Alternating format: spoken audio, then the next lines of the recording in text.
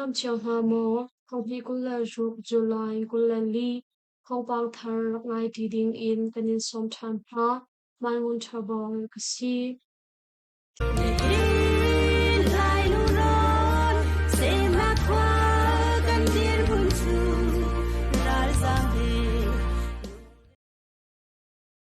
Chin miang tam ngai na kamaji khwa a kadaw na afak I India ral kap ni raling pek nak cha ti in mai thal an pualang mang Chin miang tam ngai nak India Myanmar ri sagai ram chan kali tamungkar I a ummi kamaji khwa le apong kam a pezul in kadaw nak afak ruang a India ral kapol ni aram chung I kwan fang aluna kalau Rarin pek nak sa ti in may thal an pualang mangkong kol chung ni li rao mai RCDF tromaway tu sin in kan thai July nun eret ni thok khan kam ma chi khwa li apong kam a ralam siaw ni SSPC ral ka pol an ko tang sham tai pole chiaram chawza ral kap energy chawza ral kap chang thi pa kara Pezo in kadaw na kafak tia thai si Rapai I a ummi RCDF jombangway tu pakhat ni chun Pezo in kapni kal kadaw na kafak I SSPC ral tablay in at himi li liamtor ni amtam ngay chang Mizapi ral kaplay zong in nun na liam mi li liampator mi kan umve Kapni kal kadaw na ronga hin India ram chung I kwan fang alu na palaw ti in India ral kapol ni zan khat a may thal pasal hay nga shong pezul in ampua hi asi tia lungmali po sa at shim Dokhan ngak shem tai punha ni anhum hak mi kamachi khwa chu ral kap thazang li shem nam thazang adan tuk ruang a ni zan July kung le thum zan le sanga khan Mizapi ral kap ni nuan pil tak chung tia kan thai Kali tamu lampi chung I a umni kampat kopi le kanan khwa chu SSPC ral kap ni anu kho chan nu a kamachi khwa lai a pezul in ral lam ansial I pezul in ka daw nak afak Kali tamu lampi chu SSPC ral kap ni aning pi in anu kho chan nak ma Kali tamu le molay kopi ti in hunthum in SSPC ral kap thazang thongthum shong ni ral lam ansial I Zinglei Thawngchimnak li shaman kadaw na pul zong du pau in an tua chi ruang a khusong nga liang in tua chung mi thong tampi chu ahim nak hun kol in an zam na tia kan thai Tidim peng kadaw na ka zatari pathum li SSPC ral pa pathum an thi chiang ram tidim khopi le kanet kagaw a ral lam siaw ni SSPC ral kap le an kutang Zomi Revolutionary Army Zatar EC Pochu PDF Zolan ni Rakbo in Angkana SSPC Ralka Pathum li Zatar EC Pathum ti in Andi Lakfon Minong Parjuk Anti Kong Chimbra Darbut Chungtal ZFU PDF Zolan ni Kuning te in Anthan July ni kulani khatnia khan kan ka na hi asi SSPC ral kablay in minong varjuk anti chupian a riampa tor mi song antam ngai athi mi paruk laka chun ZRE ral ka pathum song anital tia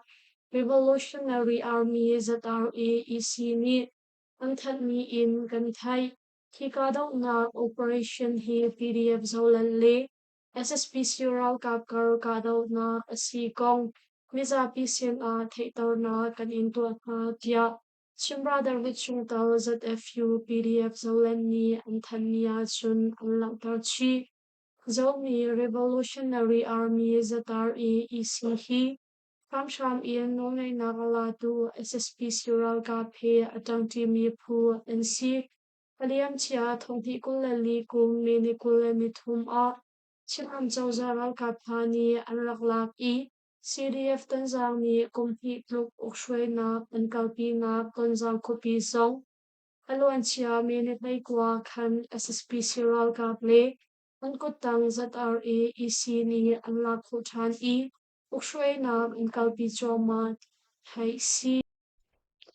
Haya tong sukhupi in moto he achuak mi SSPC ral kap an ka na I ralboy pakhatal in pali an thi Paran ramkul phaya tong sukhupi in moto he achuak mi SSPC ral ka pol chu to chung sham tlai tang thi phuni an ka na cha a Ural ka boy pakhatal in SSPC ral ka pali an thi kong Yebalu battalion ni an than Ni zan July gulle thum zan lei swimya lam pathum shong a ral mai I a ummi SSPC ral kapol thleng nong ding in phaya tong su khupi in moto he achuak mi SSPC ral kapol chu ye balu battalion le Karen National Liberation Army KNLA battalion kulasari tangthi phuni bompua no in anka na tia thai si kapni kar ka daw na ka chun tiral ka boy pakhatal in SSPC ral ka pali hunwil a an thi I minung pakwa ni hliam ma fak ngai im an tuar tia yebalu battalion ni an than mia chun an lang ter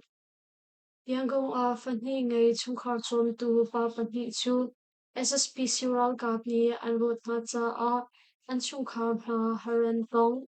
Yangon ram chan not okala pa peng a tlakro insak in chungkhar chom tu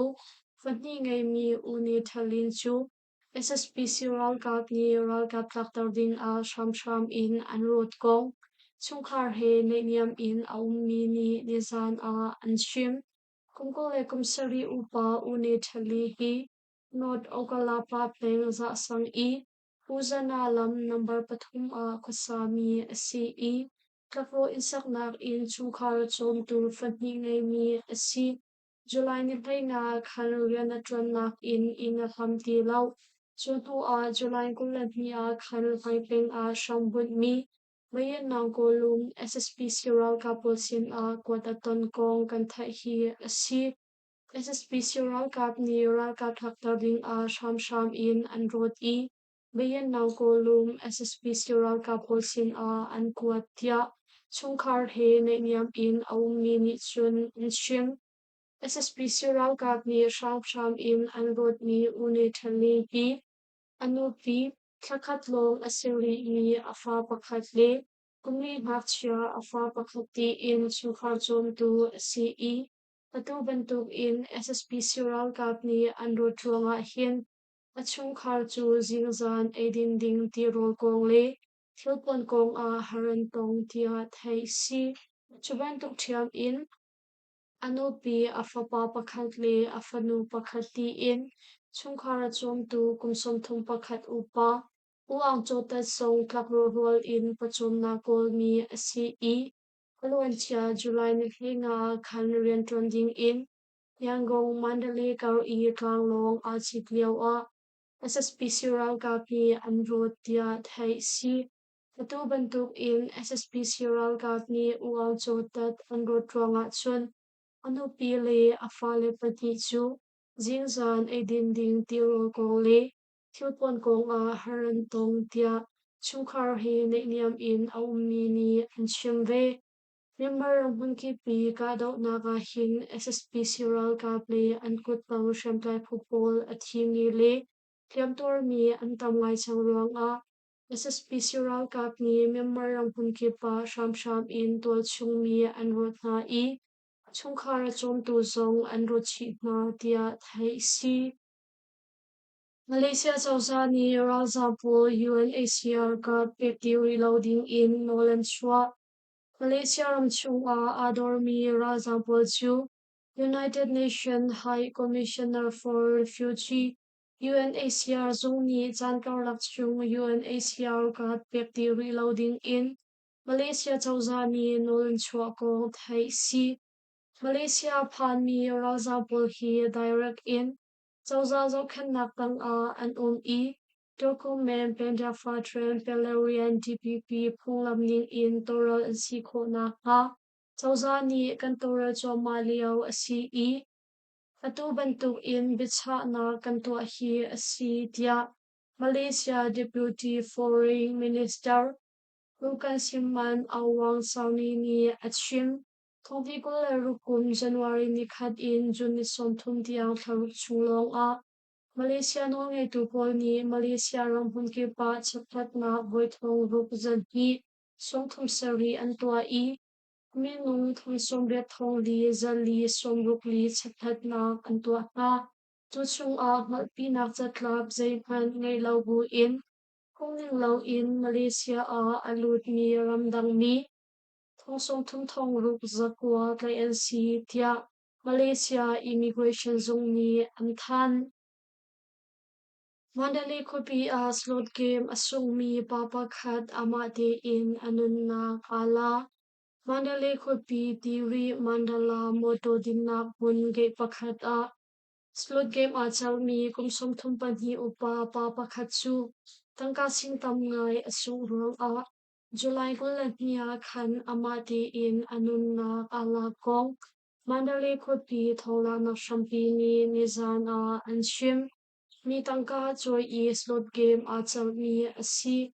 tangka singzali asung ruang a ama de in anun na kala ti in ama hi niam in a ummi ni anshim ama hi Mandalay kopi pateng chi peng nui ni khwa a kusami asi tangka thap in lantia chal mi asung ruang a ama de in anun na kala hi asi tia Mandalay kopi tholang nak shampi ni chun anchim Alo ancha July ni thun zonga khan sharam ko thang lai ang pang kalo lampi chung a kalhei hi ngai moto khaltu pa pakhat chu akhal mi moto ngai tu apir ding mi tangka singtam ngai chu slot game chat nak a apmandi I asung ruang a ama de in shi in a opthat tia thai si Pazwan tangpeng a papa khat thirkutka a alu a tap I athi Yanggong ram than pazwan tangpeng chung I a ummi apartment a papa khat chu thirkutka in lu a timleo a tap I athi gong chetha bum chan tu phu ni anshim athi mi pa hi chuka apartment I achung big dot a ummi asi kutkato aphilcha a asi khonak lampau in luwa tincha a alu a tap I banchet aton hi asi Nezan July te la thumzinga khan tol chung chetha bom santu puni arwa kalak I yanggong khopi sizung pi a kankal pi tia tol chung chetha bom santu pu chung tal pakhat ni achim hiban tuk banchet na hi Zantla hu I achang ni asiruang a pongkam a bom santu anum lau I asikhaw min tia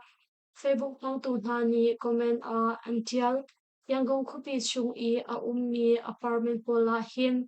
thirfil le ram atamai ruang a dual chung mi anhim khona ringcha di in apartment atang big dot a thirkutka anbun I ton shan na tia thai si